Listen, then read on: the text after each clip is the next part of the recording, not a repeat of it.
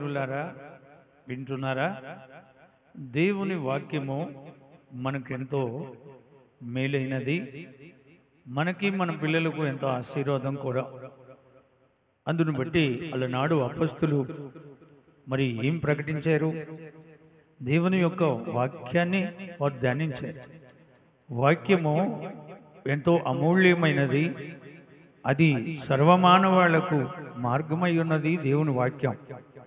అందును బట్టి అపొస్తలుడైన పౌలు తన సాక్ష్యంలో మొదటి దెస్సలోనికీయులకు రాసిన మొదటి పత్రిక 2వ అధ్యాయంలో, సహోదరులారా, మీ వద్ద మా ప్రవేశం వ్యర్థము కాలేదని మీరు వెతికి ఉంటిరి. మేము ఫిలిప్పులో ముందే శ్రమపడి అవమానం పొంది ఎంతో పోరాటముతో దేవుని సువార్తను మీకు ప్రకటించుటకై మన దేవుని యందు ధైర్యము తెచ్చుకుంటామని మీకు తెలియను. వింటున్నారా? ప్రియ సోదరి సోదరుడా, అపొస్తలుడైన పౌలు దేవుని యొక్క సువార్తను ప్రకటించడానికి ఫిలిప్పులో ముందే శ్రమపడి ఎంతో అవమానముతో ఎంతో పోరాటముతో దేవుని సువార్తను వారు ప్రకటిస్తున్నట్లుగా దైవ గ్రంథం మనకు బోధిస్తాం. అందును బట్టి దేవుని సువార్త అంటే ఎంతో శ్రమపడాలి, ఎంతో అవమానం నందాలి, ఎంతో పోరాటం. దేవుని సువార్త మాటలతో కాదు, దేవుని యొక్క మహాశక్తితో అపొస్తలుడైన పౌలు ఆయా దేశాల్లో, ఆయా ప్రాంతాల్లో, ఆయా పట్టణాల్లో ఆయన ప్రకటిస్తూ ఉన్నాడు. అందును బట్టి అపొస్తలుడైన పౌలు శ్రమపడ్డాడు, దేవుని సువార్తను ప్రకటించడానికి అవమానం పడ్డాడు. అతడు ఎంతో పోరాటంతో మరి ప్రభు సువార్తను సకల జనులకు, సర్వమానవాళ్లకు ఆయన బోధిస్తున్నట్లుగా మనకు ఈ యొక్క లేఖనంలో అర్థమవుతాం. మత్తయి సువార్త 5వ అధ్యాయం 11వ వచనంలో ప్రభు ఏమన్నాడు? నా నిమిత్తం సకల జనులు మిమ్మలను నిందించి అవమానపరిచి చెడ్డ మాటలల్లా మీ మీద పలికినప్పుడు మీరు ధన్యులు అన్నాడు. కనుక యేసుక్రీస్తు ఏ విధంగా అయితే ఆయన యొక్క మరి శ్రమలలో, ఆయన అవమానంలో అనేక ఇబ్బందులు పడి యేసుక్రీస్తు ప్రభు తండ్రి చిత్తాన్ని నెరవేర్చడానికి ఆయన సువార్తను ప్రకటించినట్లుగా అపొస్తలుడైన పౌలు కూడా ఎంతో అవమానంతోనూ శ్రమలతోనూ పోరాటముతోనూ ప్రజలకు దేవుని సువార్తను ఆత్మీయంగా అందిస్తున్నట్లుగా మనం చూస్తున్నాం. ఎందుకంటే ప్రభువు మనల్ని పిలిచినట్లయితే ముందు మనకి శ్రమ, ఆ తరువాత అవమానం, ఆ తరువాత ఎంతో పోరాటం. దేవుని సువార్తను ప్రకటించే ప్రతి దైవజనుడు మరి శ్రమ పడవలసిందే, నిందలు అనుభవించవలసిందే, పోరాటాలు పడాల్సిందే. అపొస్తలుడైన పౌలు ఎంతో ఆత్మీయ జీవితంలో దేవాతి దేవుణ్ణి మహిమపరుస్తున్నట్లుగా మనం చూస్తున్నాం. అందును బట్టి ప్రియ సోదరి సోదరుడా, దేవుని సువార్తను ప్రకటిస్తున్న దేవుని సేవకులు చాలా జాగ్రత్తగా ప్రకటించాలి. ఎందుకంటే ప్రభువు పిలిచిన సేవకులు ఎంతో శ్రమ పడతారు దేవుని కోసం, ఎంతో అవమానం పొందుతారు దేవుని కోసం, ఎంతో పోరాటంతో వారి యొక్క శ్రమలు, వారి యొక్క పోరాటం దేవునికి మహిమ వచ్చేటట్లుగా, దేవుని నామాన్ని కనపరిచేటట్లుగా, సర్వమానవాళ్లను ఆత్మలను రక్షించడానికి పోరాడే పోరాటం ఇది. శ్రమ, నిందలు, అవమానాలు, బాధలు. అపొస్తలుడైన పౌలు ఎన్నోసార్లు గాయపరచబడ్డాడు, ఎన్నోసార్లు అయినా శ్రమలు పడ్డాడు. అయినా దేవుని సువార్తను ప్రకటిస్తున్న ఒక మంచి సేవకుడుగా మనకు కనిపిస్తున్నాడు. ఒకవేళ ప్రభు నిన్ను పిలిచినట్లయితే తప్పక శ్రమ వచ్చినప్పుడు భయపడొద్దు, అవమానాలు వస్తుంటే భయపడొద్దు, లేక ఇంకా ఏమైనా నీ మీదకి కర్రలతో రాళ్లతో పోరాటం చేస్తూ ఉంటే ఆ పోరాటంలో కూడా నువ్వు భయపడొద్దని నీకు నేను తెలియపరుస్తున్నా. దేవుని సువార్త, దేవుని వార్త, దేవుని వార్త సర్వలోక మానవాళ్ళకి ప్రకటించవలసిన ఒక భారం పిలువబడిన సేవకుల మీద ఉంటుందన్న సంగతి మీకు తెలియపరుస్తున్నా. చూడండి, అపొస్తలుడైన పౌలు ఇంకా ఏం చెప్తున్నాడు అంటే, మొదటి దెసలోనికీయులకు రాసిన మొదటి పత్రిక 2వ అధ్యాయము 9వ వచనంలో, అవును సహోదరులారా, మా ప్రయాసము మా కష్టము మీకు జ్ఞాపకమున్నది కదా, మేము మీలో ఎవరికైనాను భారంగా ఉండకూడదని రాత్రింబగళ్ళు కష్టము చేసి జీవిస్తున్నాం. మీకు తెలిసి ఉన్నది, ఈ సువార్తను ప్రకటించాలంటే మేము కూడా రాత్రింబగళ్ళు కష్టపడ్డాం. మాకు ఎప్పుడు సుఖం లేదు, మేము సుఖపడ్డట్టుగా లేదు. దేవుని సువార్తను ప్రకటించడానికి దేవుడు మమ్మల్ని ఆయన ఏర్పాటు చేసుకున్నాడు గనక మేము దేవుని సువార్తను ప్రకటించడానికి రాత్రింబగళ్ళు కష్టపడ్డాం. వింటున్నారా? దేవుడు పిలిచిన సేవకులు రాత్రింబగళ్ళు కష్టపడతారు. రాత్రింబగళ్ళు దేవుని యొక్క వాక్యాన్ని చదువుతారు, ధ్యానిస్తారు. దేవుని యొక్క పిలుపు మేరకు దేవుని యొక్క దర్శనాన్ని తెలుసుకొని వారు ముందుకు వెళ్తూ ఉంటారు. అది అసలైన సేవ. ఒకసారి అపొస్తలుడైన పేతురు మరి ప్రభు యొక్క ఆత్మీయంగా ప్రేరేపించబడి అక్కడ ఆయన దర్శనంలో మరి ఆ ప్రేరేపించబడినట్లుగా లేదు, ఆ దర్శనం ఆయనకు అర్థం కాకపోతే ఆయన దాని గురించి ఆలోచిస్తూ ఉంటే ఇద్దరు సహోదరులు పేతురున్న చోటుకు వచ్చి అక్కడ ప్రేరేపించబడ్డాడు పేతురు. ఏమనంటే, ఇదిగో నీకోసం 2 సహోదరులు వచ్చారు, వారి కాడికి వెళ్ళి వారిని కలు అని చెప్పగానే అప్పుడు ఆ యొక్క సహోదరుల దగ్గరికి రాగానే వాళ్ళు పేతుర్ని కనుక్కొని పేతుర్ని తీసుకొని కొర్నేలు ఇంటికి వచ్చి కొర్నేలు ఇంట్లో అమూల్యమైన సువార్త ప్రకటించబడుతుంది. ఆ కొర్నేలు కుటుంబంలో ఉన్న వారందరూ రక్షణ పొందారు. పేతురు యొక్క దర్శనం వల్ల కొర్నేలు అన్యుడైనప్పటికైనా, ప్రభువుని ఎరగని వాడైనప్పటికైనా చక్కగా ఆ కుటుంబం రక్షించబడినట్లుగా ఇప్పుడు కూడా ఇటలీ పట్టణంలో కొర్నేలు దేవునికి సాక్షిగా ఉన్నాడు. దేవుని యందు భయభక్తులు కలిగిన వారుగా, బహుధర్మం చేస్తున్న కుటుంబంగా, నీతిమంతుడు కుటుంబంగా కొర్నేలు కుటుంబం కనిపిస్తూ ఉంది. ప్రియ సోదరి సోదరుడు వింటున్నారా? కనుక ఈ యొక్క అపొస్తలుడైన పౌలు పడిన ఎన్నో కష్టాలు ఆయన చెప్తున్నాడు. అందుని బట్టి మనము అర్థం చేసుకోవాలి. అర్థం చేసుకొని ప్రభువుని మహిమపరచాలని నేను మీకు తెలియపరుస్తున్నాను. ఎందుకంటే సువార్త ఎంతో అద్భుతమైనది. అపొస్తలుడైన పౌలు ఇంకా ఆయన సాక్ష్యంలో ఏం చెప్తున్నాడు అంటే, మొదటి దెసలోనికీయులకు రాసిన పత్రిక 2వ అధ్యాయము 3వ వచనంలో చెప్తున్నాడు, వేలయనగా మా బోధ కపటమైనది కాదు, అపవిత్రమైనది కాదు, మోసకరమైనది కాదు. మా సువార్త సత్యమైనది. సువార్త మాకు అప్పగించబడి ఉన్నది. మేము యోగ్యులమై ఉన్నా దేవుని సువార్తను ప్రకటించటానికి మమ్మలను దేవుడు ఎన్నుకున్నాడు. దేవుని యొక్క సువార్తను దేవుడు మాకు అప్పగించాడు. ఎందుకంటే మేము ఆయన సువార్తను ప్రకటిస్తున్నప్పుడు ఎక్కడ కూడా మరి కపటమైనను, అపవిత్రత అయినను, మోసమైనను లేదు. వింటున్నారా? ప్రియ సోదరి సోదరుడా, అపొస్తలుల బోధ ఎంత విలువైనది. అపొస్తలులు బోధిస్తున్న కాలంలో ఎంత మాత్రం కూడా సువార్త ఒరిజినల్గా బోధించారు. వారి యొక్క సువార్తలో మరి కపటమైనను, అపవిత్రత అయినను, మోసమైనను లేదు. వింటున్నారా? ఈ దినాల్లో ఇలాంటి సేవకులు కావాలి దేవునికి, ఇలాంటి బోధ కావాలి దేవునికి.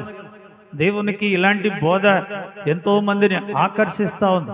ఎంతో మంది ఆత్మలను రక్షించడానికి, సర్వలోకంలో ఉన్న మానవాళ్ళను కాపాడడానికి ఇలాంటి మంచి బోధ కావాలి.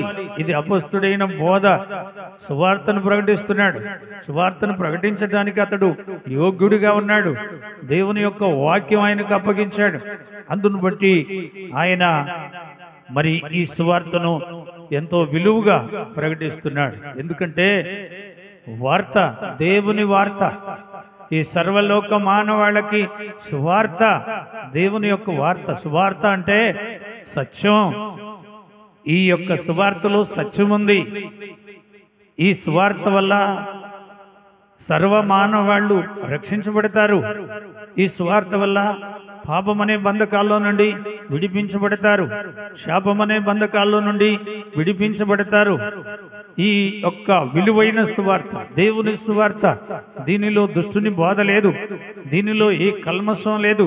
ఇది ఒరిజినల్గా ఆత్మీయ జీవితంలో ఎంతో కష్టపడి, ఎంతో శ్రమపడి, ఎంతో దివారాత్రులు దేవుని యొక్క వాక్యాన్ని ధ్యానిస్తూ సర్వమానవాళ్లకు ప్రకటిస్తున్న విలువైన బోధ. ప్రియ సోదరి సోదరుడా, ఇప్పుడు ఈ లోకంలో ఇలాంటి సేవకులు ఉన్నారు. మంచి సేవకులు, పిలువబడిన సేవకులు, కన్నీటితో ప్రార్థన చేసేవాళ్ళు ఎంతో మంచి సేవకులు ఉన్నారు. కనుక ఆ మంచి సేవకులకు ఎప్పుడు దేవుడు తోడై ఉంటాడు. ఎప్పుడు వారిని విడబాయి. ఇది సత్యం. నీ సువార్త సత్యమైనదైతే, నువ్వు ఆత్మీయ జీవితంలో దేవుని పాదముల దగ్గర ప్రార్థిస్తున్నట్లయితే, తప్పగా దేవుని ఆత్మ నిన్ను ప్రేరేపించి అనేకమైన ప్రజల దగ్గరికి తీసుకెళ్ళి నీ సువార్త, నువ్వు బోధించే సువార్త, అది యేసు వార్త, దేవుని వార్తగా దేవుడు ప్రజల మధ్యలో అనేక ఆత్మలను రక్షించడానికి ఆయన నీకు సహాయపడతాడు. కనుక మీరు అర్థం చేసుకోవాలి, పిలువబడిన సేవకులు ఎప్పుడు కష్టపడుతూనే ఉంటారు, ఎప్పుడు దేవుని నామాన్ని గణపరుస్తూనే ఉంటారు, ఎప్పుడు దేవుని నామాన్ని మరి మహిమపరుస్తూనే ఉంటారు. వారికి ఎన్ని శ్రమలు వచ్చినా, ఎన్ని శోధనలు వచ్చినా, ఎన్ని నిందలు వచ్చినా దేవుని పాదాల దగ్గర మరలా ప్రార్థన చేసి ఆ శోధనలను జయించి, ఆ యొక్క ఇబ్బందులు జయించి, ఆ కష్టాలను జయించి దేవుని సువార్తను ప్రకటించడానికి, ముందుకు వెళ్ళటానికి దేవుడు సహాయపడతాడు. కనుక ఇంకా అపోస్తుడైన పౌలు ఏం చెప్తున్నాడు అంటే, 2 దెసలోనికీయులకు రాసిన 2వ పత్రిక 3వ అధ్యాయము 6వ వచనంలో చెప్తున్నాడు, సహోదరులారా,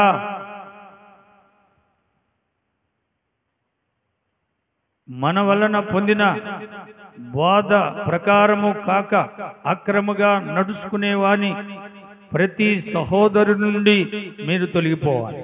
చూసారా, చాలా మంది అపోస్తులు బోధలో నుండి తొలగిపోతున్నారు, అక్రమంగా బోధిస్తున్నారు, దుష్టుని బోధ బోధిస్తున్నారు.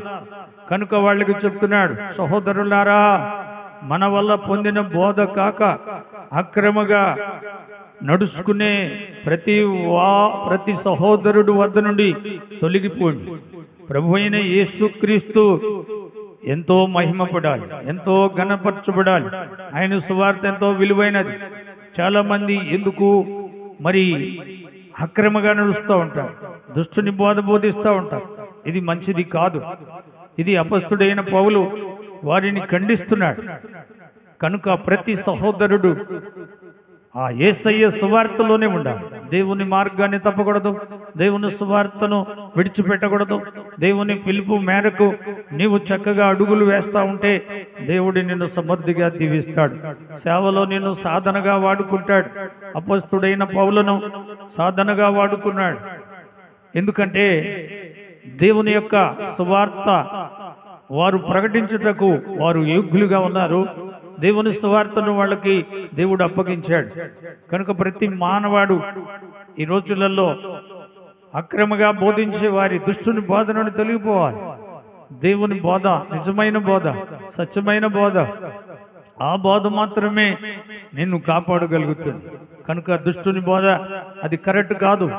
కీర్తన గ్రంథం 1వ అధ్యాయంలో ఏం చెప్పాడు దేవుడు? దుష్టుని ఆలోచన చొప్పున నడవక అన్నాడు. చాలా మంది దుష్టుని బోధలు బోధిస్తున్నారు, అది దేవుడు ఖండిస్తున్నాడు, అది తప్పు అని చెప్తున్నాడు. అందుకనే అపస్తుడైన పౌలు మరి అపస్తుల కార్యము 20వ అధ్యాయము 31వ వచనంలో ఆయన 3 సంవత్సరాలు కన్నీరు కారుస్తూ ప్రతి వానికి బుద్ధి చెప్పాడు, ప్రతి ఒక్కరికి బుద్ధి చెప్పాడు. అపస్తుడైన పౌలు 3 సంవత్సరాలు కన్నీరు కార్చి మరి సువార్తను ప్రకటించడానికి ఎంతో శ్రమపడి, ఎంతో నిందలు అనుభవించి, ఎన్నోసార్లు దెబ్బలు తిని, ఎన్నోసార్లు ఆపదలో మరి పడి ఆయన దేవుని సువార్తను ప్రకటిస్తూ 3 సంవత్సరాలు కన్నీళ్లు కార్చి ప్రతి మానవానికి బుద్ధి చెప్పాడు. అక్రమంగా నడుచుకునేవారు, దుష్టుని బోధలు బోధించేవారు అపొస్తలుడైన పౌలు ఎంతో ఖండించినట్లుగా మనం చూస్తున్నాం. కనుక మనం అర్థం చేసుకోవాలి. చూడండి, గల్తీయులకు రాసిన పత్రికలో కూడా మరి ఒక మాట చెప్పాడు. గల్తీయులకు రాసిన పత్రిక 1వ అధ్యాయం 6వ వచనంలో ఆ యొక్క దుష్టుని బోధలు ఖండిస్తున్నాడు. దుష్టుని బోధల వల్ల పరిశుద్ధులు ఆ దుష్టుని బోధలు నమ్ముతున్నారు. ఎంతో మంది విలువైన యేసయ్య బోధను నమ్మక దుష్టుని బోధ వైపుకు అందరూ వెళుతుంటే అపొస్తలుడైన పౌలు ఆశ్చర్యపడి, ఏమిటి మేము పడిన ఈ కష్టము, మేము ఎంతో సువార్తను ప్రకటించడానికి ఆత్మీయంగా మేము ఈ విధంగా దేవుని సేవ చేస్తూ ఉంటే ఈ దుష్టుని బాధకు ఇంత త్వరగా వీళ్ళు మళ్ళీపోతారని, ఇంత త్వరగా దుష్టుని బాధను అంగీకరిస్తారని మాకు చాలా ఆశ్చర్యంగా ఉందని అపొస్తలుడైన పౌలు దుష్టుని బోధలు బోధించే వారిని ఖండిస్తున్నాడు. ఆ గలతీయుల పత్రికలో మీరు చదువుకునండి. అక్కడ ఆ బోధ మంచిది కాదు, అది దుష్టుని బోధ. స్థిరంగా ఎదిగే ఆత్మీయ జీవితాలను పడగొడుతున్నారు, పరిశుద్ధులను కలవరపరుస్తున్నారు. అది దుష్టుని బోధ, అది మరి లూసిఫర్ బోధ, అది మంచి బోధ కాదు అని అపొస్తలుడైన పౌలు ఆ గలతీల్లో ఉన్న ఆ ప్రతి ఒక్కరిని ఆయన హెచ్చరిస్తూ అక్కడ ఈ దుష్టుని బోధ బోధించే వారికి ఆయన ఏమంటున్నాడంటే, ఇదిగో మీరు దుష్టుని బోధ బోధించి ప్రజలు ఆత్మలు పాడు చేస్తున్నారు కనుక మీకు తప్పక నాశనం కలుగుతుంది.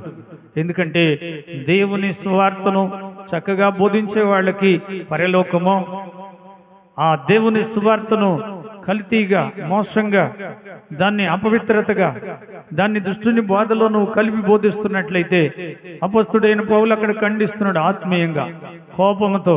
పరలోకం నుంచి వచ్చిన దూతైనను, భూమి మీద ఏ సేవకుడైనను, నేనైనను క్రీస్తు బోధ కాకుండా మరొక బోధను తీసుకొచ్చినట్లయితే ఖచ్చితంగా మీకు శాపం వస్తుంది, శపింపబడుతున్నారు, మీ నాశనానికి మీరే కారకులని అపొస్తలుడైన పౌలు ఖండించినట్లుగా మనం చూస్తున్నాం. ప్రియులారా, మరి మనం ఏ బోధ బోధించాలి అంటే ఇక్కడ 2వ తిమోతి పత్రిక మనం ఆ బోధ బోధించాలి. 2వ తిమోతి పత్రిక 2వ అధ్యాయము 10వ వచనంలో 15వ వచనంలో మనం చూస్తే అక్కడ ఒక మంచి బోధ ఉంది.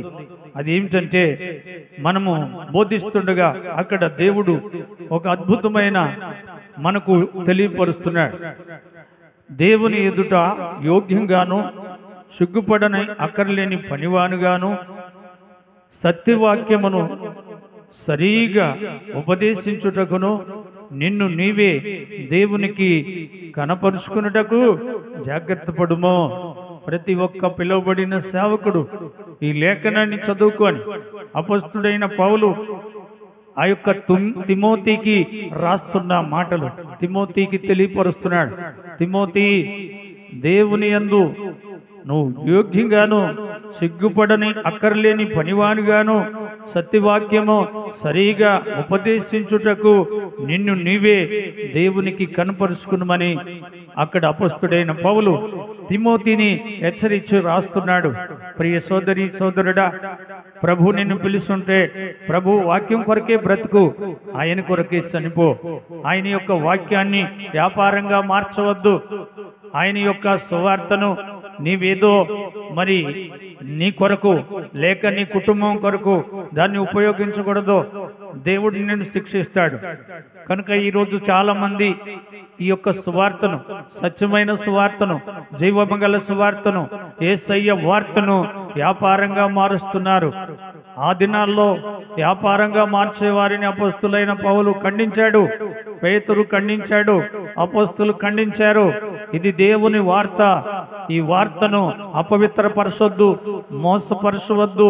దీన్ని ఏదైనా కలిపి బోధించినట్లయితే మీకు తప్పక దేవుని వద్ద శిక్ష ఉంది అని వారు హెచ్చరించారు. కనుక ఈ దినాల్లో చాలా మంది బతుకు తెరువు కోసం, లేక డబ్బు సంపాదించుకోవటం కోసం, లేక ధనం సంపాదించుకోవటం కోసం, లేక హోదా సంపాదించుకోవటం కోసం యేసయ్య సువార్తను వ్యాపారంగా మారుస్తున్నారు. అది కేవలం తప్పు. అలా చేయవద్దు. అలా చేస్తే దేవుడు నిన్ను కఠినంగా శిక్షిస్తాడు. యాకోబు పత్రిక మీ అందరికీ తెలుసు, 3వ అధ్యాయం. బోధకులని పిలువబడి ప్రతి ఒక్క బోధకునికి కఠినమైన శిక్ష ఉందన్నాడు. అర్థమవుతుందా? కనుక నీవు చాలా జాగ్రత్త పడాలి. ఈ దినాల్లో చాలా మంది అబద్ధ బోధకులు వచ్చారు, అబద్ధ ప్రవక్తలు వచ్చారు. దేవుని సువార్తను, సత్యమైన సువార్తను పాడు చేస్తున్నారు. మీరు అర్థం చేసుకోవాలి, జాగ్రత్తగా ఉండాలి. లేనట్లయితే దేవుడు తప్పక కఠినంగా మిమ్మలను శిక్షిస్తాడు. జాగ్రత్త పడండి. ఎందుకంటే ప్రభు సువార్త అది సత్యమైనది, దేవుని వార్త. అదేం మనుషుల వార్త కాదు, దేవుని వార్త, సత్యమైన వార్త. దీన్ని సరిగా నువ్వు బోధించకపోతే, ఆత్మీయ జీవితంలో చక్కగా నువ్వు ఉండకపోతే నువ్వు పడిపోతా, చెడిపోతా. నీ డబ్బు నిన్ను కాపాడుతుందా? దేవుని సువార్త కాపాడుతుంది. దేవుని యొక్క సువార్తలో సత్యంగా నువ్వు బోధిస్తుంటే తప్పక నిన్ను, నీ పిల్లలను దేవుడు పోషిస్తాడు, సంరక్షిస్తాడు. నీకు ఏది కొదువు లేకుండా చేస్తాడు. ఆయన్ని నమ్ముకున్న నీవు, ఆయన నిన్ను పిలిచి ఆయన సువార్తను ప్రకటించమంటే నువ్వు ఆయన మాట వినాలి. కానీ దుష్టుని మాట విని దుష్టుని బోధతో నీతిమంతులను చెడగొడుతూ మంచి వాళ్లను పడగొడుతూ అనేక రకాలైన దుష్టుని బోధ బోధించావా, దేవుడు నీ మీద చెయ్యెత్తి ఆయన నిన్ను కొట్టక మానడు. దేవుడు రోషము గలవాడు. కనుక రోమీయులకు రాసిన పత్రికలో 1వ అధ్యాయము 18వ వచనంలో దేవుడు ఏమంటున్నాడు? దుర్నీతి చేత సత్యమును అడ్డగించు మనుషుల యొక్క సమస్త భక్తిహీనత మీదను దుర్నీతి మీదను దేవుని కోపము పరలోకము నుండి బయలుపరచబడుతుందని చెబుతున్నాడు. ప్రియ సోదరి సోదరుడా, వింటున్నావా? ఒకవేళ దేవుడు నిన్ను పిలవకపోతే నువ్వేదైనా చేసుకొని బతుకు, కానీ ఆయన యొక్క సత్యాన్ని పాడు చేసావా, పరలోకము నుండి ఆయన యొక్క కోపం నీ మీదకి రానై ఉంది. జాగ్రత్త పడాలి. దుష్టుని బోధలు బోధించొద్దు. చివరి దినాల్లో ఉన్నా, అంచు దినాల్లో ఉన్నా, రాకడ దినాల్లో ఉన్నా. ఎందుకంటే నీ దుష్టుని బోధ వల్ల దేవునికి అవమానం కలుగుతావు. నువ్వు ఒక వ్యాపారంగా మార్చావు. వ్యాపారం చేస్తారా దేవుని సువార్తను? తప్పు కదా. అలనాడు ప్రభు ఈ లోకంలో ఉన్నప్పుడు ఆయన యొక్క ఆలయంలో వ్యాపారం పెట్టి ఆ యొక్క వ్యాపారం చేసే వ్యాపారస్తులందరినీ కొరడాలతో కొట్టింది గుర్తులేదా? ఒక్కసారి ఆలోచించు. ఎందుకంటే మందిరము, దేవుని మందిరం, సమస్త జనులకు ప్రార్థనా మందిరం, అనారోగ్యులకు ఆరోగ్యం, పాపులకు రక్షణ, అనేక కుంటివాళ్ళు, గుడ్డివాళ్ళు, మూగవాళ్ళు, అనేక విధాలైన అపవిత్ర ఆత్మలు, దురాత్మలు, అవన్నిటినీ యేసయ్య మందిరంలో యేసయ్యే పరిష్కారం చేస్తాడు. ప్రియ సోదరి సోదరుడా, వింటున్నారా? యేసయ్య సువార్తను వ్యాపారంగా మార్చారా? కఠినమైన శిక్ష మీకు. కనుక ఇప్పుడే తెలుసుకున్నాడు. ఈ దినాల్లో చాలా మంది ఆయా దేశాల్లో, ఆయా ప్రాంతాల్లో, ఆయా రాష్ట్రాల్లో, ఆయా మండలాల్లో ఎక్కడ చూసినా సువార్తను వ్యాపారంగా మారుస్తున్నారు, ప్రజల్ని కలవపరుస్తున్నారు. ఇంకా ప్రజలు రావటానికి పొడేలు మోసం, ఇంకొక రకమైన మోసం, అనేకమైన పదార్థాలు ఆశ పెట్టి అనేకులను పడగొడుతూ చెడగొడుతున్నారు. ఖచ్చితంగా దేవుని కోపం మీ మీదకి వస్తుంది. జాగ్రత్త అని చెప్తున్నారు. ఒకవేళ నిన్ను పిలవకపోతే ఏదో పని చేసుకొని బ్రతుకు, కూలి చేసుకొని బ్రతుకు, ఉద్యోగం చేసుకొని బ్రతుకు. దేవుని యొక్క సువార్తను వ్యాపారంగా మార్చావా, దేవుడు ఖచ్చితంగా చెయ్యెత్తున్నాడు. ఆయన కొడితే నీకు కళ్ళు రాలిపోతాయి. అపోస్తుడైన పౌలు సౌలుగా ఉన్నప్పుడు ఆయన దమస్కు అనే పట్టణానికి నీతిమంతులను చెడగొట్టడానికి, దేవుని సువార్తను పాడు చేయడానికి, దేవుని పనిని అపవిత్రతపరచడానికి ఆయన ఒక పెద్ద బలం కలిగి అధికారులతో పత్రికలు తీసుకొని ఆయన ఆ గుర్రాల మీద సైన్యం వెళుతూ ఉన్నప్పుడు దేవుడు ఏం చేశాడు? ఆకాశము నుండి ఆయన ఒక్కసారిగా పౌలను కొడితే కింద పడిపోయాడు, కళ్ళు పోయాయి. జాగ్రత్త. దేవుని సువార్తను వ్యాపారంగా మార్చవద్దు. ప్రజలను మోసగించొద్దు, ప్రజలను ఇబ్బంది పెట్టొద్దు. ప్రజల ఆత్మలు రక్షించడానికి నువ్వు పశ్చాత్తాపడు. అపోస్తుడైన పౌలు 3 సంవత్సరాలు కన్నీరు కార్చి ప్రార్థించాడు. ప్రతి మనిషికి మానక బుద్ధి చెప్పాడు. ఒకవేళ అక్రమగా నీ మధ్యలో సువార్త ప్రకటించబడుతున్నటువంటి ఖండించు. దుష్టుని బోధది, వాని బోధ ద్వారా మంచి సేవకులకు ఇబ్బంది వస్తాం. నిజమైన సేవకులు ఎంతో కష్టపడుతున్నారు. నిజమైన సేవకులు ఎన్నో సంవత్సరాలుగా కొంతమంది దగ్గరికి వెళ్ళి కాలినడకతో వారిని రక్షించి ప్రభు దగ్గరికి తీసుకొస్తే నువ్వేం చేస్తున్నా? నువ్వు చేస్తున్న పని దుష్టుని పని, దుష్టుని బోధ. దయచేసి ఇప్పుడే ఆ బోధ మానుకో, లేకపోతే దేవుడు నీ మీద చర్య తీసుకుంటాడు. అపొస్తలుడైన పౌలు సౌలుగా ఉన్న కాలంలో దమస్కు పోయే ఆ ప్రాంతంలో కొట్టాడు దేవుడు, నిన్ను కూడా కొడతాడు. దేవుడు సృష్టికర్త, సర్వేశ్వరుడు, ఆయన పూజనీయుడు. ఆయన నామాన్ని అవమానపరచవద్దు, ఘనపరచు. ప్రజలను రక్షించడానికి ఆత్మీయ జీవితంలో యేసయ్య పాదాల దగ్గర కన్నీళ్లు కారావు. ఎప్పుడైనా కన్నీళ్లు కార్చావా? మోసం చేస్తున్నావు. ఎందుకు ఆ మోసం? ఎన్నాళ్ళు బ్రతుకుతా? ఆ మోసం చేసిన డబ్బు దేనికి ఉపయోగం? ప్రభు సేవక, ప్రభు మహిమక, లేక కుంటి వాళ్ళకి, గుడ్డి వాళ్ళకి, మగవాళ్ళక? ఎవరికి ఇస్తున్నావు? అపొస్తలుడైన పౌలు తనకున్న ఆస్తి అంతా బీదలు పోషణ కొరకు ఇచ్చాడు. ఒకసారి ఆయన్ని చూడు, ఆయన నిందలు అనుభవించాడు, శ్రమలు అనుభవించాడు, దెబ్బలు తిన్నాడు. క్రీస్తు కోసం ఎన్నో అగసాట్లు పడ్డాడు. ఆయన సంపాదించిన సంపాదన అంతా ప్రభువు కొరకు బీదలు పోషణ కొరకు ఇచ్చాడు. దేవునికి అప్పిచ్చాడు పౌలు. మరి ఈరోజు నువ్వు మోసం చేసి ఎంత డబ్బు సంపాదించావు? బీదల్ని ఎంత వేధిస్తున్నావు? నీ దగ్గరికి వచ్చిన వాళ్ళని వ్యాపారంగా మారుస్తున్నావు. నువ్వు ఒక దొంగవని, నువ్వు ఒక హంతకుడు అని, నువ్వు ఒక నేరస్తుడు అని, నువ్వు దుష్టుని బోధించే దుర్మార్గుడు అని, సర్ప సంతానమా, చెరుపు చేయి పిల్లలారా మీకు శ్రమ అని ప్రభు తిట్టాడు. నీకు తెలుసా? ప్రభు మార్గాన్ని, సత్య మార్గాన్ని, జీవ మార్గాన్ని నువ్వెంత మాత్రం అడ్డొచ్చావా? నీవు నిలవవు. దయచేసి ఆలోచించు. ఇది నువ్వు వినాలి. పరిశుద్ధులందరూ బాధపడుతున్నారు. పరిశుద్ధులకు బాధ కలుగు చేస్తా ఉందని బోధ. నువ్వు కొద్ది రోజులలో వేల మందిని వీడుసుకొని పోతున్నావు. అదే గల్తీలకు రాసిన పత్రిక 1వ అధ్యాయము 6వ వచనంలో పౌలు అన్నాడు, దుష్టుని బోధ వల్ల నీతిమంతులందరినీ చెడగొడుతూ పడగొడుతున్నారు. జాగ్రత్త. పరలోకము నుంచి ఇచ్చిన దూతైనను, ఈ లోకంలో నువ్వైనను నేనైనను యేసయ్య బోధ కాకుండా మరొక దుష్టుని బోధ చేస్తే తప్పక నీవు శిక్షించబడతావు, శాపగ్రస్తుడు అవుతావు, శపించబడతావు అని అపొస్తలుడు పరిశుద్ధ ఆత్మతో కోపంతో అక్కడ ఆయన ఉద్రేకంగా దేవుని వాక్యాన్ని బోధించినట్లు చూస్తున్నా. దయచేసి నువ్వు ఆలోచించు. ఇప్పుడే నీ దుష్టుని బోధలు ఆపేయి. నువ్వు దుష్టుని ద్వారా చేసిన తప్పులన్నీ ఒప్పుకో, క్షమాపణ కోరు. లేదా ప్రభు చెయ్యి నీ ఎత్తున్నాడు. ప్రభు ఏదో ఒక రోజున నీ దుష్టుని బోధలు ఆపుతాడు. నువ్వు చేస్తున్న మోసాలు, నువ్వు చేస్తున్న దుర్మార్గాలు, నువ్వు చేస్తున్న అన్యాయాలు ఈరోజు భూలోకంలో ఎంతో మంది క్రీస్తుని వెగతాళి చేస్తున్నారు. క్రీస్తు నామాన్ని అవమానపరుస్తున్నారు. ఎవరి ద్వారా జరుగుతుంది? నీ ద్వారే. వ్యాపారం పెట్టారా అపోస్తలు? ఎక్కడన్నా వ్యాపారం చేసినట్లుందా? సువార్తలో ఏమాత్రం దుష్టుని బోధతో బోధించినట్లుందా? అపోస్తలు వల్ల ఎక్కడైనా చూపించు. మరి ఎందుకు నువ్వు బోధిస్తున్నా? ప్రజల్ని ఎందుకు మోసం చేస్తున్నా? దేవుణ్ణి ఎందుకు అవమానపరుస్తున్నా? నువ్వు నీతిగా బ్రతుకు, దేవుడు నిన్ను క్షమిస్తాడు. అవినీతిగా ఉంటే నిన్ను దేవుడు శిక్షిస్తాడు, అంతే. దయచేసి ఇప్పుడే నీ మనస్సు మార్చుకో. అలాంటి సువార్తలు ప్రకటించగా దేవుని సువార్తను ప్రకటించు. అదే నీకు మార్గం, అదే నీకు సత్యం, అదే నీకు జీవం. నీ ద్వారా సర్వమానవాళ్లకు రక్షణ.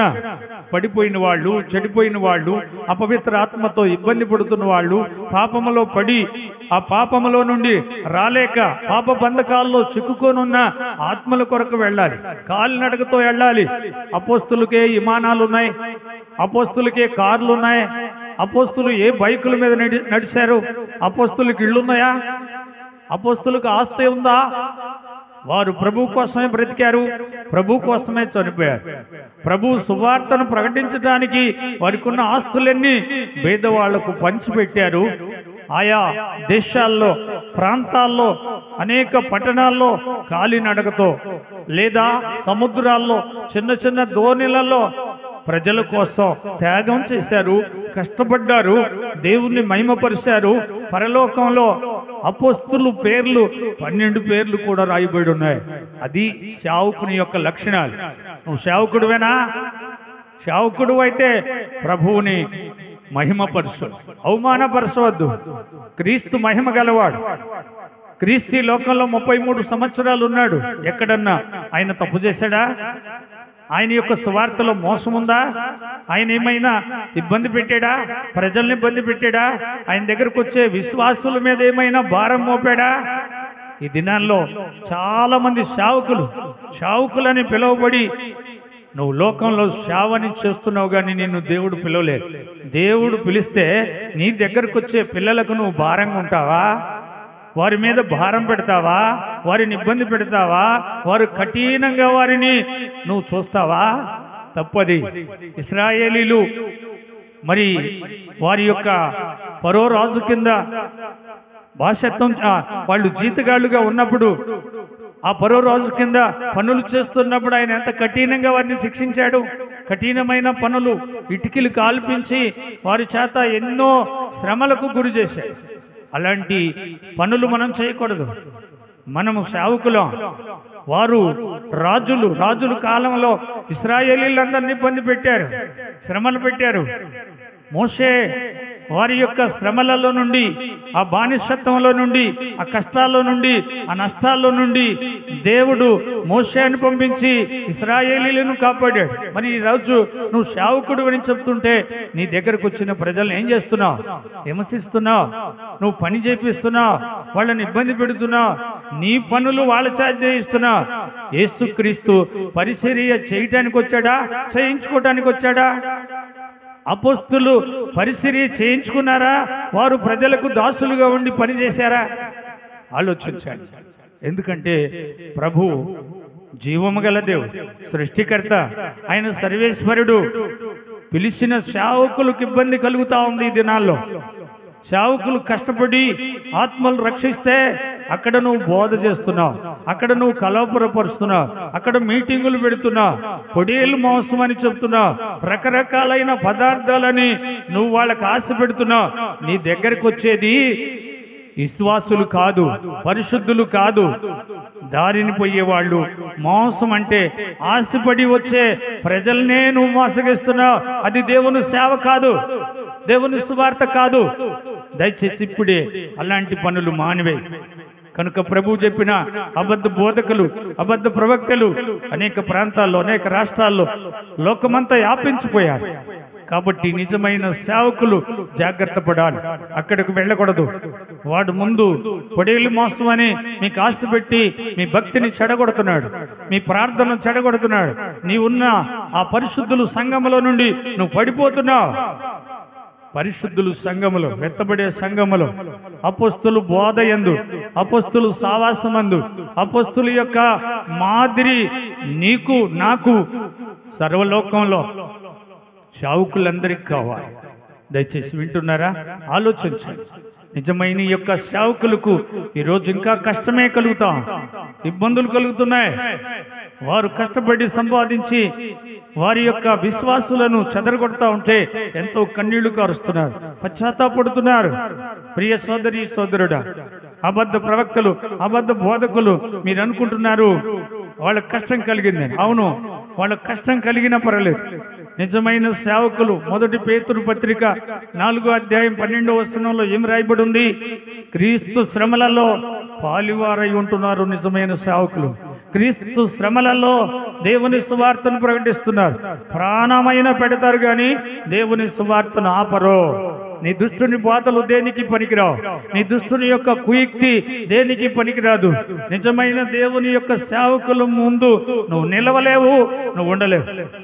ఇది దేవుని యొక్క వాగ్దానం, దేవుడు ప్రకటిస్తున్న వాగ్దానం. కనుక ప్రియ సోదరి సోదరుడు వింటున్నారా? పిలువబడిన దైవ సేవకులు ధైర్యంగా బోధించండి, ధైర్యంగా దేవుని యొక్క సువార్తను ప్రకటించండి. ఇంకా ఆత్మీయ జీవితంలో వెదుగుదల ఈ దుష్టుని బోధల వల్ల, ఈ యొక్క అబద్ధ బోధకుల వల్ల ఎంతో మనకు పని పెట్టాడు దేవుడు. ఈ పనిలో మనం గెలవాలి, ఈ పనిలో మనం ఇంకా ఆత్మలను సంపాదించాలి, ఇంకా ఆత్మీయ జీవితంలో దేవుని దగ్గర ఇంకా వెతగాలి. 30దంతులుగా 60దంతులుగా 100రంతులుగా మన ఆత్మను మనం బలపరుచుకోవాలి. అపొస్తలుడైన పౌలు మరి ఆత్మల కోసం ఎంత శ్రమపడ్డాడు, ఎంత కష్టపడ్డాడు, ఎంత నిందలు పడ్డాడు. ఆత్మలను సంపాదించడానికి నిజమైన అపొస్తలులు దేవుని సేవ చేశారు. ఈ దినాల్లో ప్రజల్ని కలవరపరిచి, ప్రజలని గుంపులు గుంపులుగాని సన్నిధికి తీసుకొని, అది దేవుని బోధని అక్కడ నువ్వు ఏదో వాళ్ళను మోసం చేసి మోస బాధలు, దుష్టుని బాధలు చెప్పి వాళ్ళ ద్వారా డబ్బు సంపాదించుకుంటున్నావే కానీ నీ దగ్గర ఆత్మలు ఉన్నారా? ఒక్క ఆత్మను కాపాడావా? ఒక పాపి కోసం కన్నీరు కాచావా? ఒక పాపిని రక్షించడానికి నువ్వు దేవుని సువార్తను నిజంగా బోధిస్తానికి నువ్వు సిద్ధంగా ఉన్నావా? లేదు. నువ్వు అబద్ధీకుడో, నువ్వు మోసగాడివి, దేవుని సువార్తను పాడు చేసే దుష్టుడో. కనుక దేవుడు చెయ్యెత్తాడు, నిన్ను ఆయన తప్పక కొడతాడు. కనుక జాగ్రత్తగా దేవుని యొక్క సేవకులు ముందుకి వెళ్ళాలి, ప్రభు సేవ చేయాలి. రాకడ దినాల్లో ఉన్నాం, అంచె దినాలు, కడవరి దినాలు. ప్రభు రాకట బహు త్వరగా ఉంది. ప్రభు సిద్ధపరిచిన ఆ యొక్క సంఘమును ఆయన తీసుకొని వెళ్ళిపోయే టైంలో ఉన్నాం. కనుక భలే మంచి దాసుడా అని అనిపించుకోవటానికి ఆత్మలను సంపాదించు. ఈ లోకంలో డబ్బెందుకు? ఈ లోకంలో విలువైన బిల్డింగులు ఎందుకు? ఈ లోకంలో ఏసీలో కూర్చొని సుఖంగా ఉండే రోజులయ్యి చెప్పండి. ప్రభు రాకట వచ్చేస్తా ఉంది. ప్రభు చెప్పినవి అన్నీ జరిగిపోతున్నాయి. యేసయ్య సమీపంలో ఉన్నాడు, ఆర్భాటంతో వస్తున్నాడు, ప్రధాన దూత శబ్దంతో వస్తున్నాడు, దేవుని బోరతో పరలోకము నుండి మన వద్దకు వస్తున్నాడు. ఆయన భలే దాసుడాని మనల్ని పిలవాలంటే మనము ఆత్మలను సంపాదించాలి. డబ్బొద్దు. పేతురు దగ్గర ఏం డబ్బులు ఉన్నాయి? పేతురు మధ్యాహ్న కాల సమయంలో దేవాలయానికి వెళుతున్నప్పుడు, పేతురు యోహాను వెళుతూ ఉన్నప్పుడు కుంటివాడు ధర్మం అడిగితే పేతురు ఏమన్నాడు? నా దగ్గర ఎండి బంగారాలు ఏమి లేవు, ప్రభు అయిన యేసు నామమే నా దగ్గర ఉందని.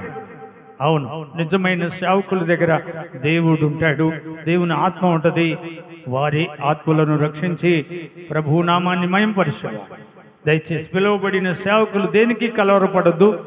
దేవుడు పిలిచిన పిలుపుకు తగినట్టుగా నీవు దేవునికి ప్రార్థన చేయి. ప్రభువు నీకు అప్పగించిన పనిని సమృద్ధిగా దీవిస్తాడు. నీకు అప్పగించిన సంఘాన్ని ఆయనే కాపాడుతాడు, నీ కుటుంబాన్ని ఆయనే పోషిస్తాడు. ఆయన నీకు ఏది కావాలనో ఆయన ప్రసాదిస్తాడు. ఒక్కటి మనం చేయాల్సింది, ఆయన నీతిని, ఆయన రాజ్యం కోసం మనం వెతుకుతూ ఉంటే ఆత్మలను రక్షిస్తాం. ప్రభు దగ్గర భలే మంచి దాసుడా అనిపించుకుంటాం. ఇదే మనకు కావాల్సింది. అపొస్తలుడైన పౌలు ప్రభు దగ్గర ఏం పొందాడు? జీవ కిరీటం పొందాడు. అపొస్తలుడైన పేతురు ప్రభు దగ్గర ఏం తీసుకున్నాడు? పరలోకపు తాళపు చేయి తీసుకున్నాడు. దైవ సేవకులందరూ పరలోకాన్ని సంపాదించుకున్నారు. అక్కడే వాళ్ళకి బహుమతులు, అక్కడే వాళ్ళకు ఆస్తులు, అంతస్తులు, ఆ పరలోకమే వాళ్ళకు స్వాస్యం. ఈరోజు పిలువబడిన సేవకుడు రోషం తెచ్చుకో. దుష్టుని బాధలు చూసి కలవరపడద్దు. దుష్టుని దగ్గరికి వెళ్ళే జనాన్ని చూసి కలవరపడద్దు. ఆ జనం నాశనానికి వెళుతున్నారు. ఆ జనము ఆ యొక్క దుష్టుని మార్గంలో వెళుతున్నారు. అది పాతాళ మార్గం, అది మరణ మార్గం. కనుక నువ్వు భయపడద్దు. జీవ మార్గంలో దేవుని సన్నిధిలో ఉండు. దేవుడు ఏమన్నాడు? ఒక్కడు, ఇద్దరు, ముగ్గురు నా సన్నిధిలో ఎక్కడ కూడుకుంటారో వాళ్ళ మధ్యలో ఉంటానన్నాడు. ప్రభు ఇంకా ఏమన్నాడు? లోకాసువార్త 12వ అధ్యాయము 32వ వచనంలో, చిన్న మందా భయపడకండి, తండ్రి మీకు పరలోకం ఇస్తాడని చెప్పాడు.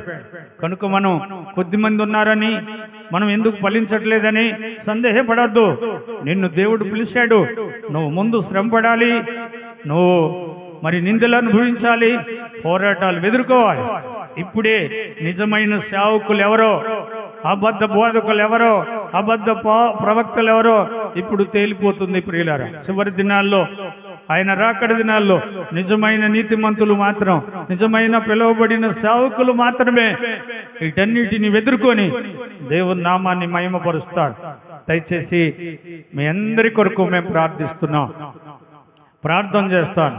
ప్రియమైన దేవా, నీ పాదములకు స్తోత్రాలు. అలనాడు అపోస్తలులు తండ్రి మీ యొక్క సువార్త ప్రకటించడానికి వాళ్ళను మీరు ఏర్పాటు చేసుకున్నారు. సువార్తను ప్రకటించడానికి వాళ్ళు అర్హులై ఉన్నారు, యోగ్యంగా ఉన్నారు తండ్రి. వాళ్ళ సువార్తలో ఏమాత్రం దుష్టుని బోధలేదు. అందును బట్టి వారిని మీరు ఎంతో మెచ్చుకున్నారు. పరలోక పట్టణంలో 12 మంది అపోస్తలుల పేర్లు కూడా రాయబడ్డాయి. అలాగే ఈ దినాల్లో పిలువబడిన మాలాంటి సేవకులను మీరు కాపాడండి ప్రభువా. భూలోకంలో ఎంతో మంది పిలువబడిన సేవకులు ఎన్నో శ్రమలు పడుతున్నారు, ఎన్నో అవమానాలు పొందుతున్నారు. ఎంతో పోరాటంతో నీ నామాన్ని గణపరుస్తున్న సేవకులను దీవించండి. దుష్టుని బోధలు ఆపండి అయ్యా. దుష్టుని బోధలు పిలువబడని వ్యక్తులు వ్యాపారంగా మార్చి నీ నామాన్ని అవమానపరుస్తున్నావు తండ్రి. దుర్నీతి చేత సత్యమని అడ్డగిస్తున్నారు. వాళ్ళని ఒక్కసారి ఆపమని ప్రార్థిస్తున్నాం. ఒకవేళ తండ్రి నీతిమంతులు స్థిరంగా పిలువబడిన వారి దగ్గర వెతుకుతున్న పిల్లలు ఎవరూ పడిపోకూడదు, నీతిమంతులు పడిపోకూడదు తండ్రి. స్థిరంగా మీ సంఘములో ఉన్న ప్రతి ఒక్కరిని కాపాడండి, ప్రతి ఒక్కరిని దీవించండి. ఈ దుష్టుని బాధలు వారికి తెలియపరిచి అక్కడికి వెళ్లకుండా తండ్రి వారిని ఆపమని, కాపాడమని, రక్షించమని, మరోసారి మీరు పిలిచిన శ్రావకులను ఆశీర్వదించి మీరు అక్కడికి అనేక ఆత్మలను రక్షించడానికి సహాయపడమని యేసు నామములో అడుగుతూ ఉన్నాను తండ్రి, ఆమేన్. మన తండ్రి అయిన దేవుని ప్రేమ, కుమారుడైన యేసుక్రీస్తు వారి కృప, పరిశుద్ధాత్మ అన్యోన్య సావాసం మనకును సకల పరిశుద్ధులకును ఇప్పుడు ఎల్లప్పుడు సదాకాలము దేవుడు మనకు తోడై ఉండునుగాక. ఆమేన్.